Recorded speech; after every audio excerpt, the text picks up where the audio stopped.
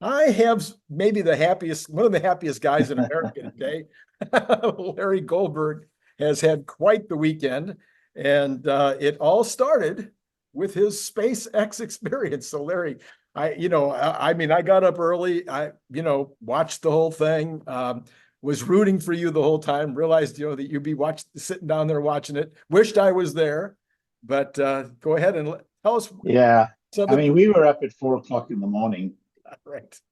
That's Central Time, of course. Sure. And, you know, so we were, on the very edge of the exclusion zone, just on the water. Um, and the prep, we were ready by 5 o'clock. We were set by 5 o'clock. And we were in touch with a whole lot of friends who were also getting there. It was a very long day, I'll tell you. Anyway, um, when when they started fueling this thing, which must have been a little past 6, that they announced that they were starting to fuel it, and by the time the sun was beginning to rise, this thing was already cooking, as I've seen it do many times. And this is the third launch Yeah. that I'm Yeah. at, so I'm very familiar with the process. But it was a spectacular day. It was a spectacular day. The sun, it was very unusual for this part of the world. It was crystal clear, Yeah. and the air was still, and the heat hadn't arrived. It was still a cool morning. It was beautiful being out there over the water. And then, we saw of course, the vapor was rising already over the fueling station, the fueling equipment, and then it started fueling up. Everything felt right. Yeah.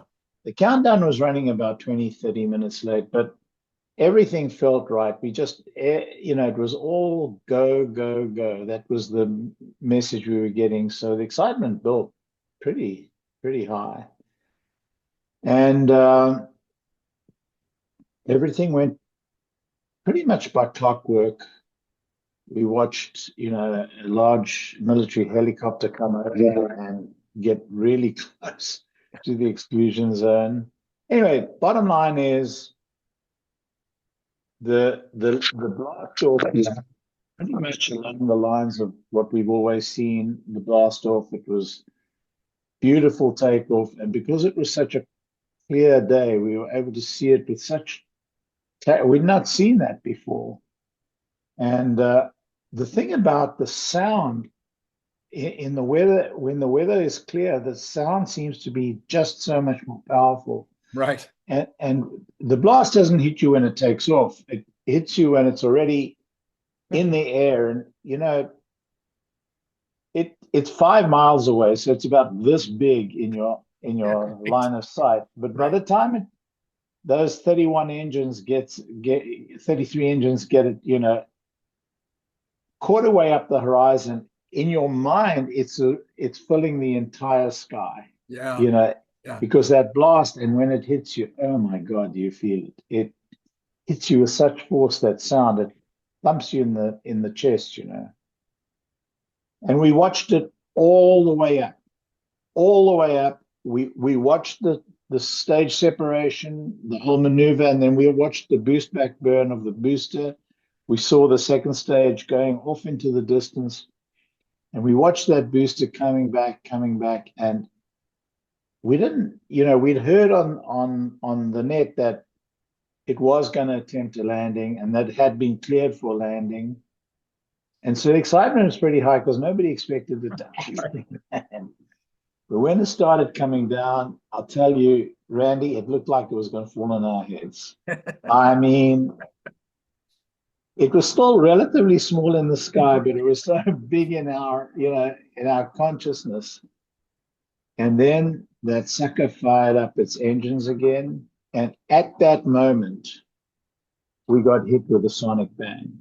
Yeah. Oh, that was was epic. And, you know, from that point, it became almost a religious experience. Yeah. I mean, the sound of that thing and the pressure waves, you could see the pressure waves hitting the exhaust plume because it came back through its exhaust plume. And its exhaust plume was being lit by the rising sun, so it was shining, actually, shimmering. And so this thing plunges through this shimmering exhaust plume.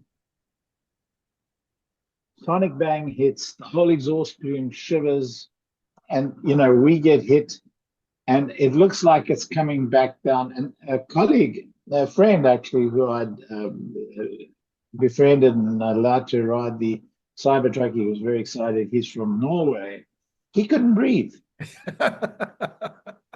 He was like, it was like he was having a heart attack on the spot. He couldn't breathe, he said.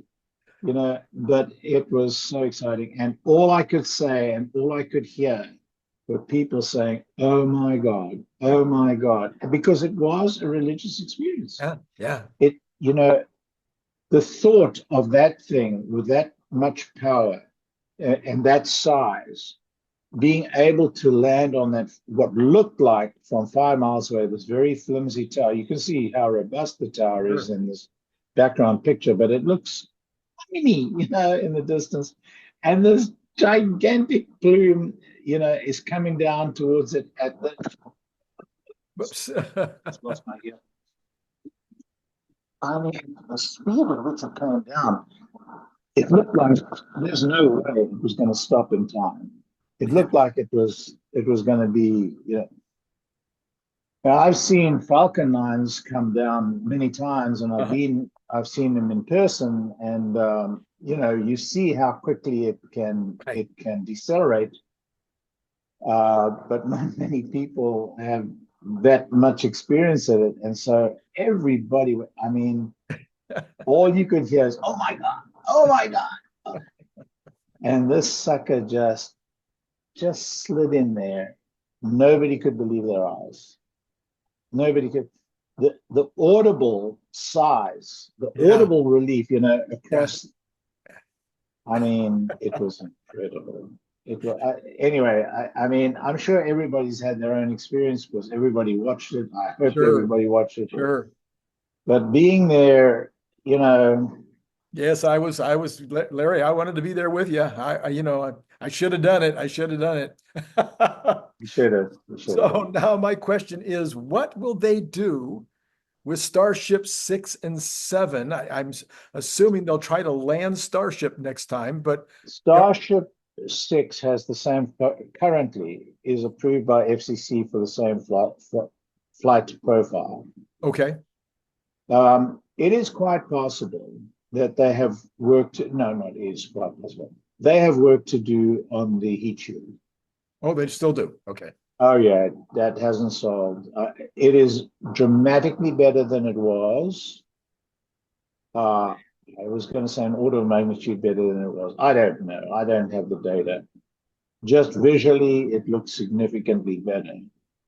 And certainly that sucker landed, I mean, on target. I saw some argument on X about whether it was a kilometer off or a couple of kilometers off.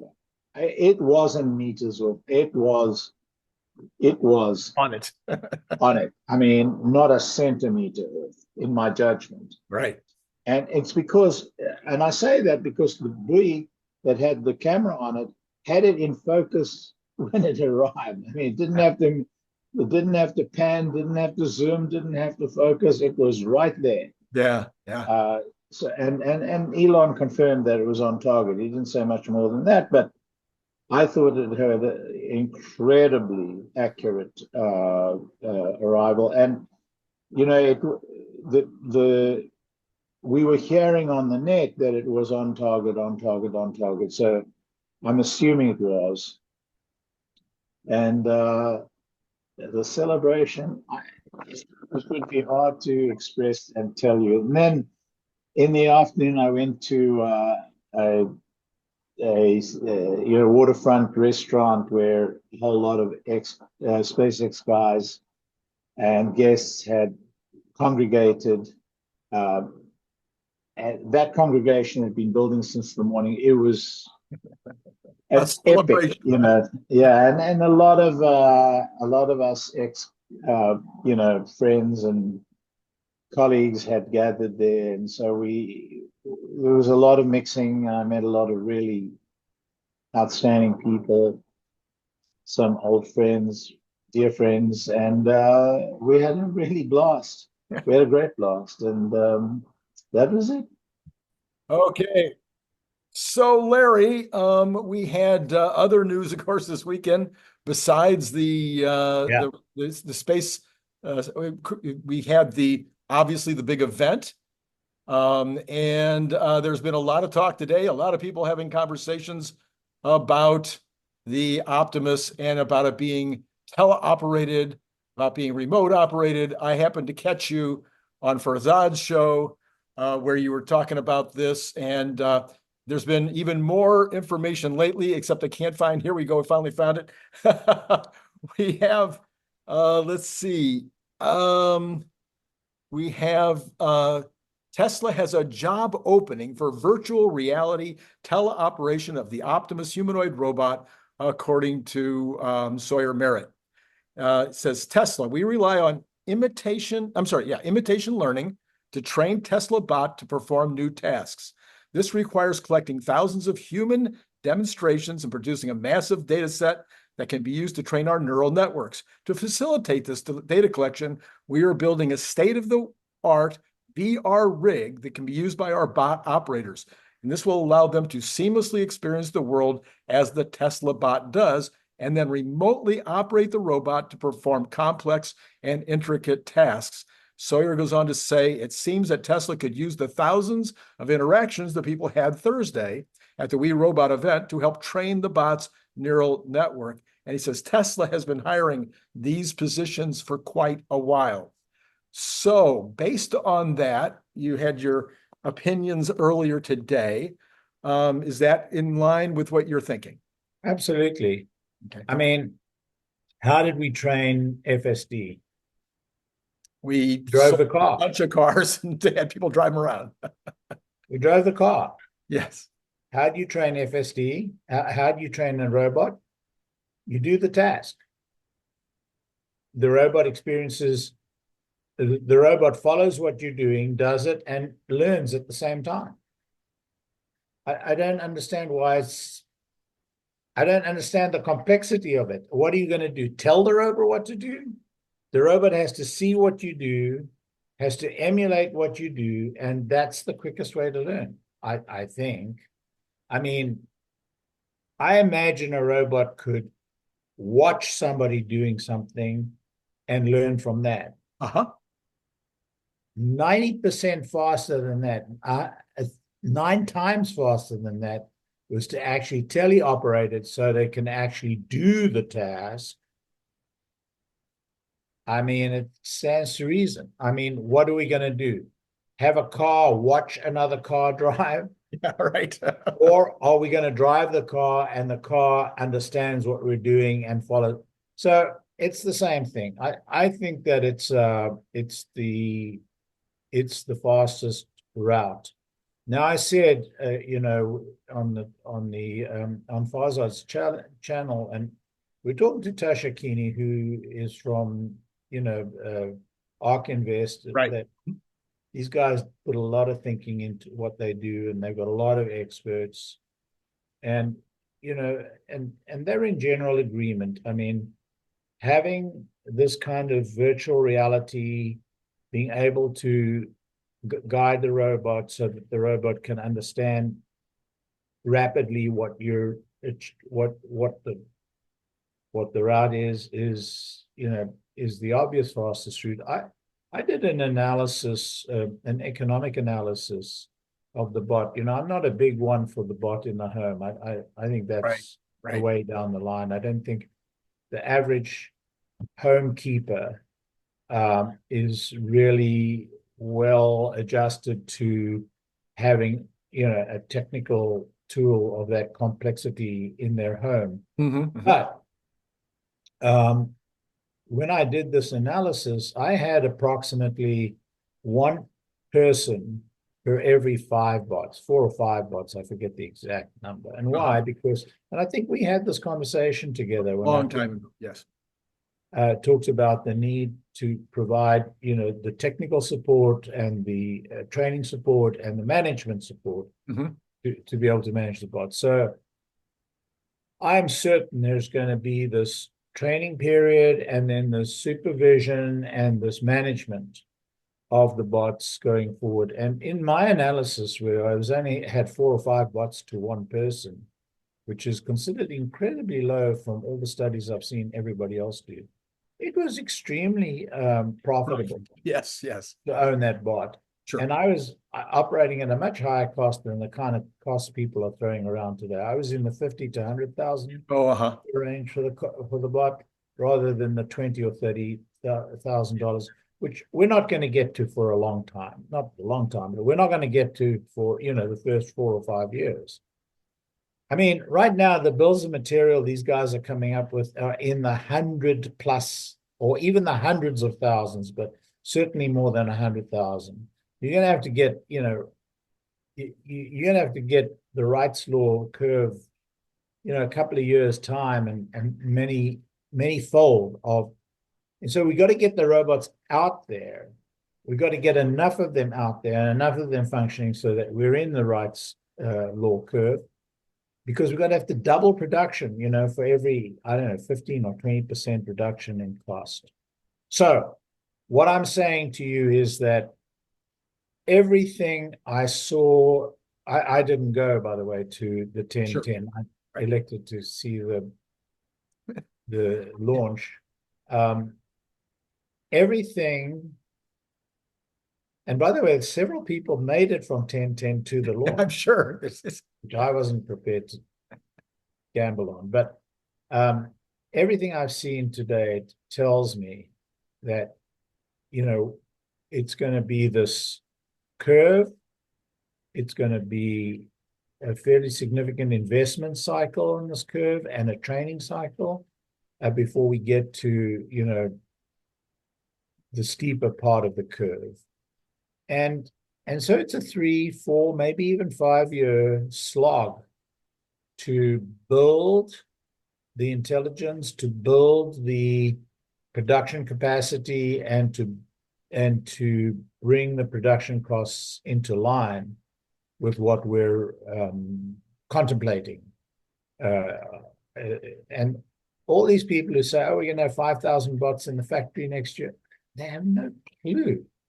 Okay, so Larry, so let me play the other side. Let me push back a little bit. We've got a bunch of companies right now that are effectively putting bots into Amazon, etc. Not even just a few, but multiple. Come on. I mean, I've heard of the story. I've heard the story. Oh, I'm talking about that one. What's it? The one in Canada, right? That has that makes those ones with the backwards knee. They're already making bots in, I don't know how many they're making, but they're making a fair number.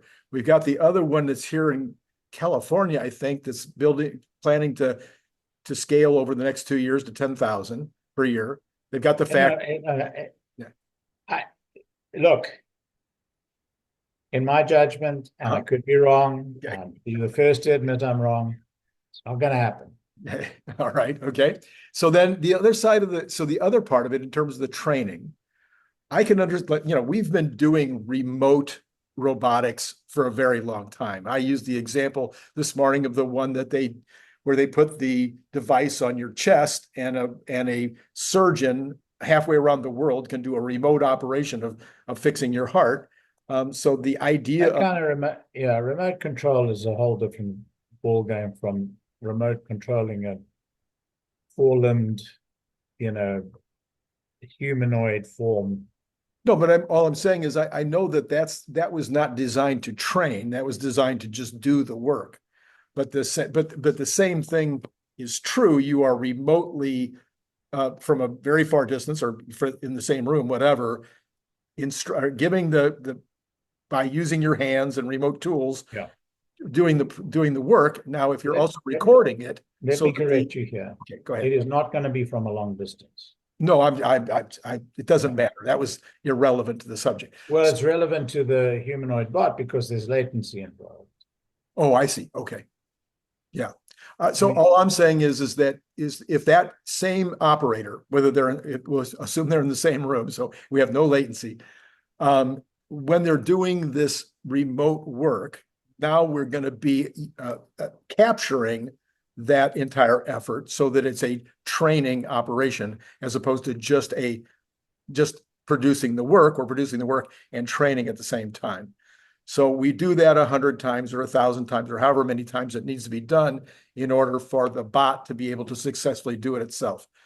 If once it gets to that point, whether it's 100 or 1,000, where the bot is doing it by itself, what is the continuing need for the supervisor? I'll tell you what. I mean, I know the question you're asking. Okay, good. Because the task constantly evolves, the task constantly changes, problems occur, you have to analyze those problems, you have to change the training. If the bot is only there to do one thing and one thing only for whatever period of time, then a humanoid bot is not necessary. You use a industrial robot. So I said one person for every 4 or 5 bots. Mm-hmm. I think that's reasonable in the first couple of years before the level of bot intelligence rises to a very high level. Mm-hmm.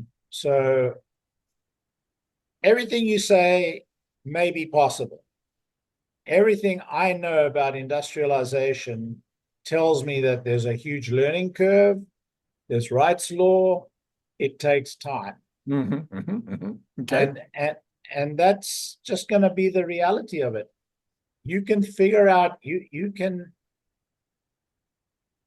guesstimate that it's going to be a month of learning and you're good to go and the bot goes off or you can estimate 3 to 4 years based upon, experience today. And somewhere in between those two, it's going to be there. I like to think of the 3 to 4 years because in my experience, things are always more difficult. Things always take longer. That's the definition of industrial time. Things take longer. Longer, yes. So I would totally agree with you that there's some jobs that are more complex than others.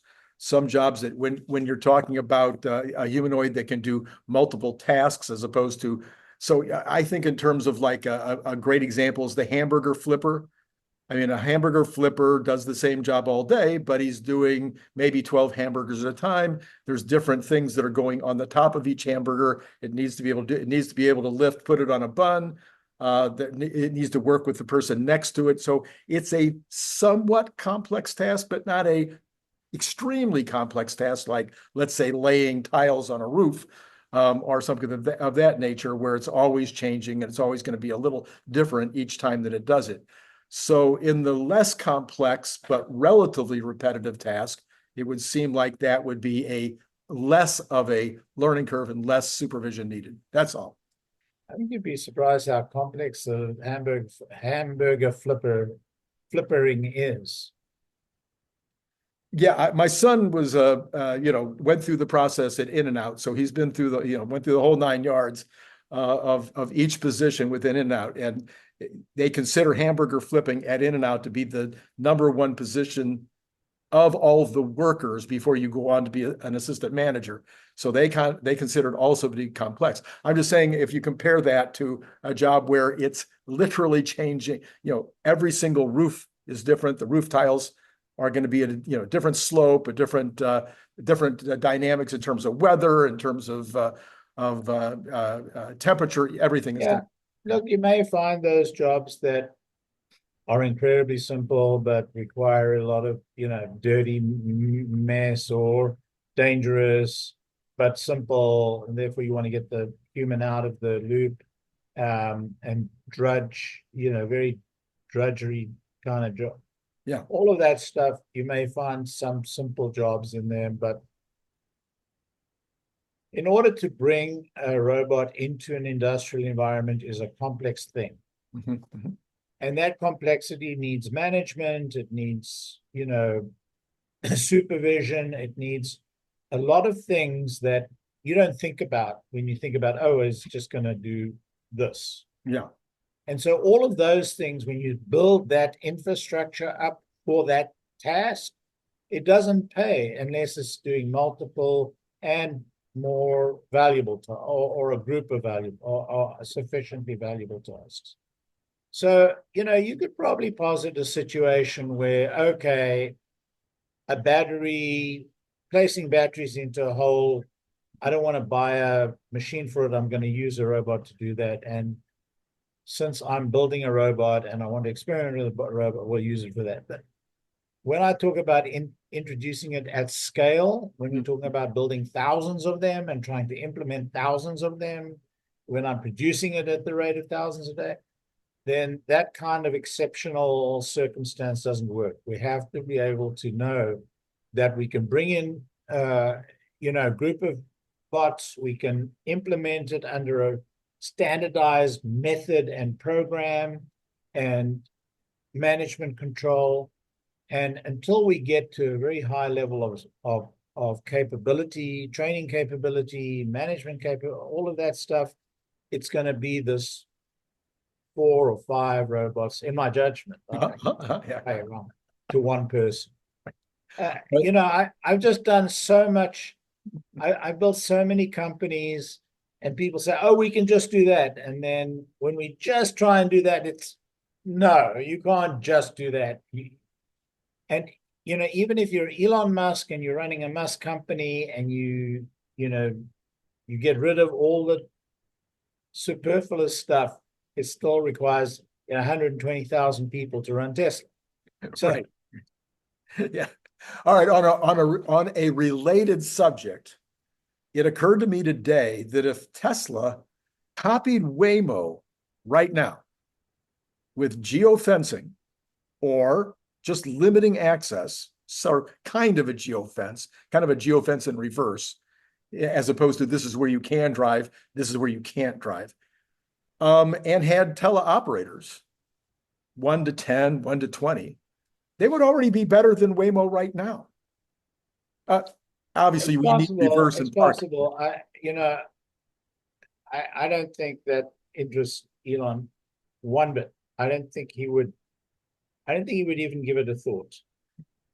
I'm just saying, it seems like we could actually, I'm not, whether or not he's going to do it, it seems like it would already be better than Waymo because of its knowledge, because of its data set, because of its experience. It would already be able to outperform Waymo. We know that Waymo is making multiple errors that don't result in accidents. We've just seen some reporting on that by Rains and others. Yeah, that's what you're saying is I've heard this theory. I just don't know enough about Waymo to be able to posit on the thought. I know what Elon wants to achieve. I think we're really close to achieving it. I don't think he's interested in limited locations. I think he will definitely Tesla will definitely start with a limited set of locations, just from a control point of view. There is so much work to be done. There is so much work to be done in setting it up that, is a strong argument to be made is let's prototype it in this local area first, and walk before we run in this little piece of in this particular location. But I think his eye is on a much bigger prize, and he's going to just do it the way he wants to do it, which is, he's going to declare it's unsupervised, and then from unsupervised, it's going to go to, wide scale implementation. Yeah. I saw nothing on 1010 to indicate that they've really thought through the implementation phase. And that's what I would hope. One of the things I'd hope to see on 1010 is talk about the app and how they're going to implement. So some people are speculating there will not be a 2.5 vehicle, that we're so close to full robotaxi that there's no need for continuing to introduce new vehicles, and they'll just skip that. It's all guesswork. Okay. All of these pronouncements that are made with such confidence, Elon just dismisses in one word, in a response. If it rises to his level of consciousness, I don't buy any of this stuff. It's like this whole geschrei about, hardware 3 is not going to work. People come up with these ideas and, they pronounce it with such certainty. So on the general economy, Larry, we've got the bonds sitting, the 10-year sitting at 4.1, just barely right now in the pre-market. I just looked it up. It's 4.09, but it's almost at 4.1. We have got the betting markets now, a substantial number of people placing a bet that there will not be a rate cut in November after all. We've got half of the pundits out there that you're watching are saying the economy is fine, everything's great. The GDP is going up 3% a year. We got the other half of the pundits out there saying the people that are making less than $100,000 a year are dying out there. They can't pay their bills. They're getting behind on their credit cards and their car payments. So what do you think? What do you think? We're only 3 weeks from the election, 3 weeks from tomorrow. And we've got the market going up and breaking records every day. I mean, it's just, I can't. Well, yeah. It's kind of hard to remember. That tells us we're doing great. We must be doing great. So it's one of the most complex situations I've ever seen. But once the interest rates get to 4.2, we're in 2008 territory. I mean, who knows? I mean, we are in very, very uncharted territory here. Yeah. I would be surprised if there isn't a 25 basis point rate cut. Very surprised. Yeah. Well, the betting markets are still betting that will happen, but it is interesting to see how much the betting has changed in just a few days. They were talking about a 50 basis point rate cut. That's gone. That's no longer on the table. Well, we'll see. I mean, one bad payroll report, and but that payroll comes 2 days or the day after the Fed meeting. They must have an inkling of what they're going to see. You'd hope they'd have an inkling. The PCE does come between now and then, so that'd be one thing they'll have as some evidence. Well, okay. So the other big news today was that the OPEC group said that they are well, it's actually just Saudi Arabia. Saudi Arabia seems that they feel the need to punish the rest of the members of the OPEC group because they're not holding down on their numbers. So what Saudi does in that case is that they just open up the spigot, let the price drop to $50 a share. They've done this before. They've done this before.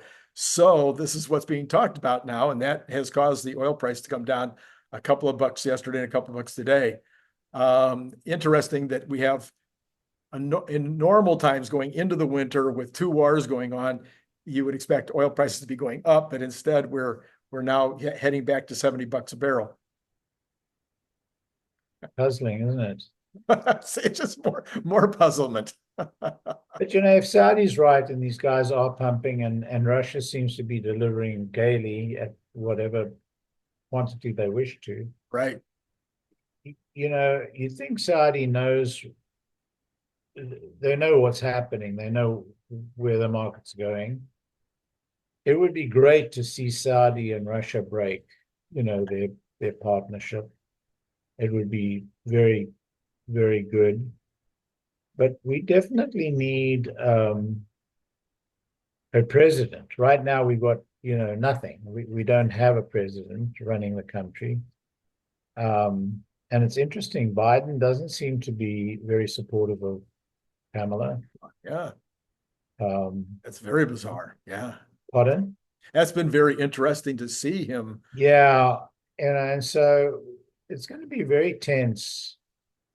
I mean, after the election, whoever wins, it's going to be very tense with Biden right up to Inauguration Day, unless Biden really is very gracious and does actually, take a step down. He's not done that up to now. In fact, if anything, he's stepped up his game. So I don't know. It's puzzling and it's difficult to tell. But China is definitely pumped. They're turning the spigot on, Yes. and that will have a big impact, I think, globally. And actually, it's a good thing. Yeah. From Yes. I mean, obviously, so a lot of the punditry today is talking about how China hasn't done enough yet, and that the markets are telling China you got to even do more. Step up. Yeah. And now they're talking about doing more. So I mean, but and then I read at least one article that thinks that it doesn't matter what China does. They've already cooked the goose. That it's already in such they've created such a problem in terms of the markets being cattywampus that they have to that it'll be exceedingly difficult to correct. Don't ever underestimate the Chinese. That's what I say. Just like Elon. Huh? So let's see what else are the markets telling us, Larry. We have got, at this moment in time, Tesla managed to pull out a win today after being a little down in the morning. It's up $1.36 for the day, and in the aftermarket has given back 23 cents of that. The Dow ended up 201. NASDAQ That's at a record, isn't it? It's a record. NASDAQ 159. S&P up 44, a record. I don't know if the NASDAQ was or not. But yeah, basically it's records across the board. NVIDIA had a great day, but then Jensen had a conversation the other day with a couple of guys you had a conversation with yourself, apparently. Yeah. I have to say that Jensen may have exaggerated, just the situation just a tad. I mean, from his perspective, it certainly looked like 19 days, but 19 days would have been crazy. I don't know. But, the Lord built the earth in a day, so. Yeah, right. So, but Jensen, I was talking about Jensen's own puffery of his company. Yeah. I think that probably impacted the stock today. You have that conversation with Gurley.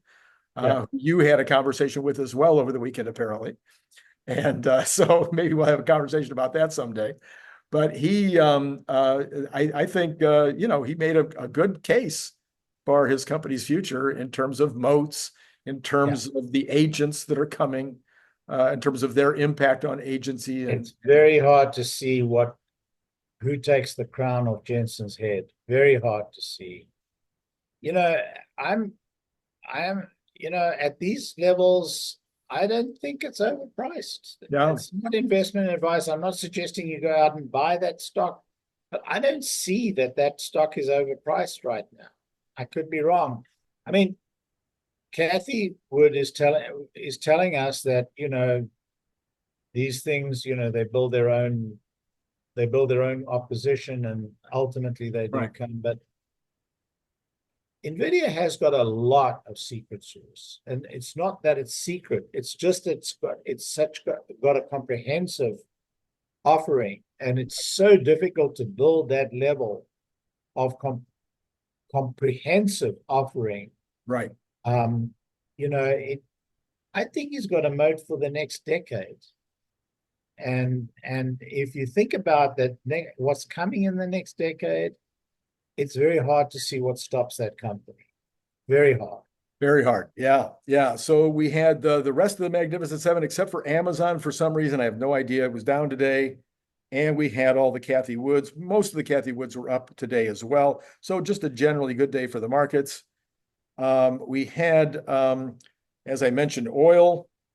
Treasuries ended up right now still sitting at 409.4 for the 10-year. The 2-year also up 1.9 basis points. The 2-month up 6.6. If I wrote the script and sent it to Hollywood, they wouldn't buy the script. You can't give an answer for why the 2-month will not settle down. It has come closer, but it's still way out of line. All right, so oil down $2, 71.76 for Texas Intermediate, 75.33 for Brent. Natural gas also down more. It's been dropping. It's now down to 246 going into the fall. Now, we had this conversation a few weeks ago, Larry, that October is when they're supposed to be able to start guesstimating what the weather is going to be like for the winter. So maybe they're looking at a warm winter, but down, heavily down. Gold's hanging in there. No change in the pre-market. Actually, not much change today. 2665. Silver up a tad, but still right around where it's been, 31.40. Not a lot of change. Copper has come down, but not any real change today. $4.40. The dollar hits a 9-week high today, but it's giving a little bit back in the pre-market. I mean, who would have predicted that? China's, the bonds are up, so Yeah. the dollar's up. I guess that's the. Yeah. Bitcoin, 3,492 today, up 5.57%. I have no idea why. 66,000 back into that upper range. And the equity futures, the Dow up another 56, the S&P, which is 0.13%, S&P up 3.25 or 0.06%, and the NASDAQ, not so much, for 325 or 0.02%. But the Dow continuing to just, and the VIX was up over 20, is settled down a little bit under 20 right now, but it seems maybe going into the election, it's a little more fear oriented. I'm not sure. Yeah, it'd be interesting to see what happens after the election. When Trump won in 2016, the market went through the roof. Yeah. I think there's some Trump in what's happening now. As the betting market. He's definitely higher in the polls, and I believe that Kamala's having an interview on Fox News. I know. I mean, what tempted her to do that? I have no clue. She's got to be getting to desperation time. Can't see why she's desperate, because the polls have gone a bit against her, but nothing that indicates that she's going to be. Look, it looks like she's ahead in Pennsylvania. That's the key for her. But I think it's the momentum. All the momentum's in the direction of Trump right now. Betting is now 10 points across the board. Almost all the betting resources are 10% higher for Trump. Yeah. And she was 6% up just like 2.5 weeks ago. So I think there's a lot of what I'm reading, a lot of the Democratic punditry is very. Honestly, Randy, in fairness, you are a Trump supporter, so You're reading a lot of positive stuff on Trump. Yeah. He has turned positive after a very strong period of negativity after the debate. So you could be overreading overreading what you're seeing. I'm not seeing it as dramatic as you're painting it. Yeah, I don't know. She might. I mean, Brett Baer is not a big conservative. He's probably actually votes Democratic. I think Brett Baer is one of the best,